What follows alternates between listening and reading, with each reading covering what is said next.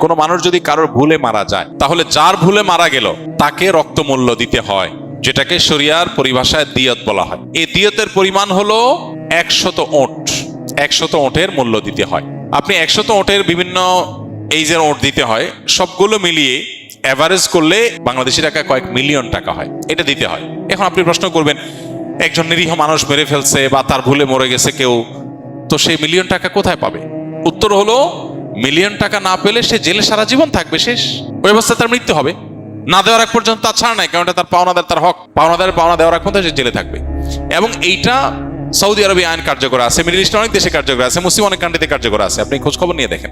শুধু সেটাই না, যেন এই ধরনের শাস্তির ফলে এই অপরাধের প্রবণতা বা এরকম ভুল ভ্রান্তির প্রবণতা বা পরিমাণ যেন কমে আসে, সেজন্য এই টাকা পরিশোধের ক্ষেত্রে দায় অন্যদের, অর্থাৎ অন্যদের বলতে যেই ব্যক্তি দোষী তার সংশ্লিষ্ট অন্যদেরকেও বাধ্য করা হয়। এটাকে আকেলা বলা হয় শরিয়ার পরিভাষায়।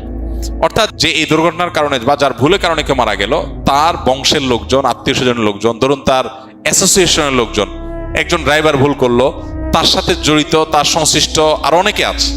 অতএব সবাইকে আনুপাতিক হারে ভাগ করে হলেও এই দায় নিতে হয়। এটার ফলে কি হয়? এটার ফলে একজন মানুষ, ব্যক্তি শুধু সতর্ক হয় না, পুরো সোসাইটি সতর্ক হয়ে যায় যে আমাদের সবাইকে এটার জন্য সাফার করতে হবে।